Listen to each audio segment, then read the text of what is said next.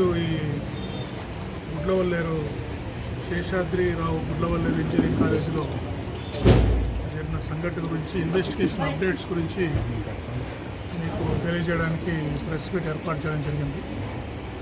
So మీకు అందరికీ తెలుసు 29వ తారీఖు ఆగస్టున రాత్రి లేడీస్ హాస్టల్లో కొంతమంది విద్యార్థులు ఈ థర్డ్ ఫ్లోర్లోని కామన్ బాత్రూమ్స్లో స్పై కెమెరాస్ పెట్టి కొన్ని వీడియోస్ని రికార్డ్ చేశారు. వాటికి బయటికి పంపించారని చెప్పేసి గర్ల్స్ స్టూడెంట్స్ చాలామంది అజిటేషన్ చేశారు. అది మళ్ళీ వైరల్ అయిపోయేసి మొత్తం కాలేజీలో ఉండే ladies, girls students, boys students అందరూ కూడా అజిటేషన్ ప్రకారం అజిటేషన్ చేయాల్సి వచ్చింది. సో దీని గురించి సమాచారం తెలిసిన వెంటనే లోకల్ పోలీసు ఆ రోజు రాత్రి రష్ అయ్యి లా అండ్ ఆర్డర్ అంతా మెయింటైన్ చేయడం జరిగింది. తర్వాత నెక్స్ట్ డే 30వ తారీఖు మన ముఖ్యమంత్రి మరియు రాష్ట్ర ముఖ్యమంత్రి వర్యులు గవర్నీయులు శ్రీ చంద్రబాబు నాయుడు గారు కూడా కమిటీని పంపించారు. మినిస్టర్ శ్రీ కొల్ల రవీంద్ర గారు, తర్వాత జిల్లా కలెక్టర్ గారు, జిల్లా ఎస్పీని పంపించి ఇక్కడ ప్రెమిసెస్ అంతా స్టూడెంట్స్ తోటి మాట్లాడి ఆ రోజు లా అండ్ ఆర్డర్ మెయింటైన్ చేయడానికి, వారిలో ఉన్న అనుమానాలు నివృత్తి చేయడానికి వారంతా ప్రయత్నం చేశారు. తర్వాత ఈ కేసులో స్టూడెంట్స్ నుంచి కంప్లైంట్ తీసుకొని ఈ క్రిమినల్ కేసు కూడా రిజిస్టర్ చేయడం జరిగింది.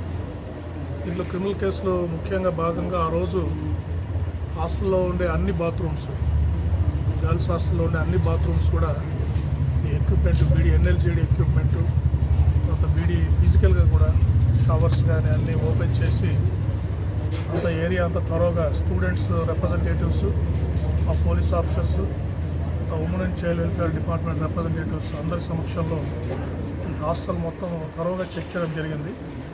దాంట్లో కూడా సీసీ కెమెరాస్ కానీ, తర్వాత స్పై కెమెరాస్ కానీ, ఎటువంటి ఎలక్ట్రానిక్ డివైసెస్ కూడా ఆ బాత్రూమ్స్లో ఉన్నట్టు మనం గుర్తించలేదు.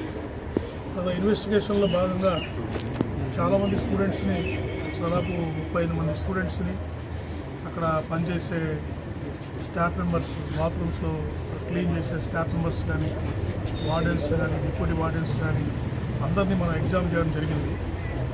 ప్రతి ఒక్కరు కూడా స్టూడెంట్స్ అందరినీ అడిగితే ఏం చెప్తున్నారంటే, వారు ఎవరు కూడా మేము ప్రత్యక్షంగా ఈ స్పై కెమెరాస్ చూసామని ఎవరు కూడా రివీల్ చేయలేదు.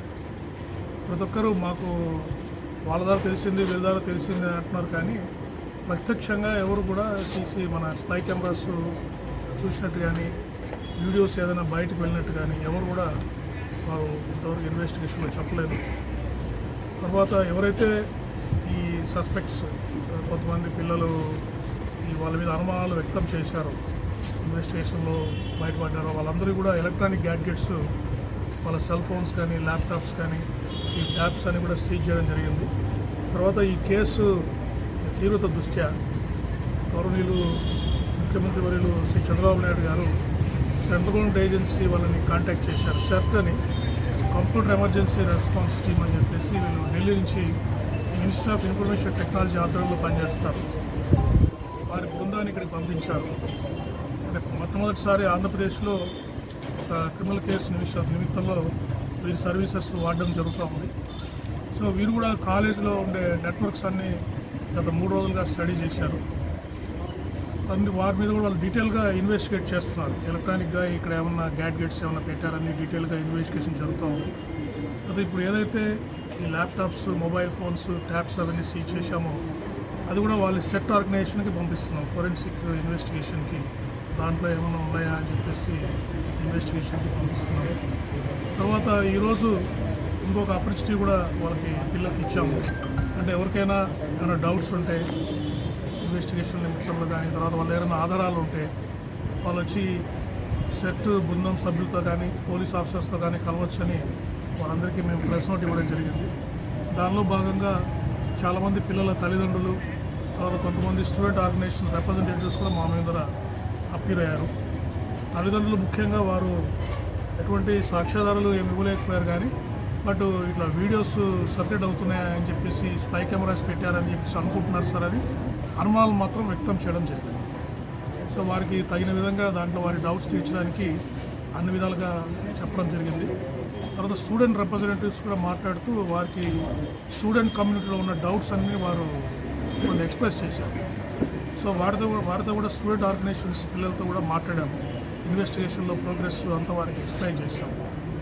సో ఇవన్నీ చేసిన తర్వాత ఇంతవరకు ఉన్న అప్డేట్స్ ఏంటంటే ఫిజికల్గా చెకింగ్కి ఇప్పుడున్న ఇన్వెస్టిగేషన్ ప్రకారం ప్రస్తుతానికి స్పై కెమెరాస్ పెట్టినట్టు ఇంతవరకు ఆధారాలు మాకేం లభించలేదు. Physical verification and videos circulate చేసి ఎవరు కూడా అటువంటి వీడియోస్ ఎవరు స్టూడెంట్స్ ఎవరు స్పై కెమెరా సంబంధించిన వీడియోస్ మాకెవరు ఇవ్వలేకపోయారు. బట్ అయితే ఇది ఎలక్ట్రానిక్గా ఇంకా టెక్నికల్గా ఇన్వెస్టిగేషన్ జరుగుతూ ఉంది. వాళ్ళు నెట్వర్క్ అనాలిసిస్ చేస్తున్నారు. కొంత ఫోరెన్సిక్ ఎగ్జామినేషన్ ఉంది, ల్యాప్టాప్స్ కానీ ట్యాబ్స్ కానీ ఉంది. అది వచ్చిన తర్వాత మనం ఫైనల్ కంక్లూజన్ రావడం జరుగుతుంది. కాబట్టి విద్యార్థులు ఎవరు భయపడాల్సిన అవసరం లేదు. దీంట్లో ముఖ్యంగా మహిళా విద్యార్థులు ఎవరు కూడా భయపడాల్సిన అవసరం లేదు. తర్వాత కాలేజీ మేనేజ్మెంట్ కూడా స్టూడెంట్స్ భవిష్యత్తులో దృష్టిలో పెట్టుకొని త్వరలో వారు క్లాసెస్ కూడా ఆరంభించడానికి ప్రయత్నాలు చేస్తున్నారు. అయితే మేనేజ్మెంట్ వారికి కూడా కొన్ని వాళ్ళకి ఇమీడియట్గా కాన్ఫిడెన్స్ బిల్డింగ్ మెజర్స్ పిల్లల్లో ఎటువంటి భయం లేకుండా చేయాలనే దానికి వాళ్ళు కూడా కొన్ని ఎలక్ట్రానిక్ ఎక్విప్మెంట్ ఇటువంటి ఈ స్పై కెమెరాస్ జామ్ చేయడానికి అటువంటి టెక్నాలజీ వరకు వాళ్ళని వాడమని చెప్పాము. కొన్ని గైడ్లైన్స్ కూడా మా తరఫున వారికి స్టూడెంట్ కాలేజీ వాళ్ళకి చెప్పడం జరిగింది. ముఖ్యంగా స్టూడెంట్ కమిటీస్ ఏర్పాటు చేసి వాళ్ళకి ఏవైతే అప్రహెన్షన్స్ ఉన్నాయో అవన్నీ కూడా క్లియర్ చేయడం చెప్పడం జరిగింది. సో ఈ విధంగా టోటల్గా ట్రాన్స్పరెంట్ ఇన్వెస్టిగేషన్ చేసి ఈ కేసులో ఫర్దర్గా ఏదైనా డెవలప్మెంట్స్ ఉంటే మేము మీకు తెలియజేస్తాము. ఇప్పుడు కూడా అప్పీల్ చేస్తున్నాము ఎవరికైనా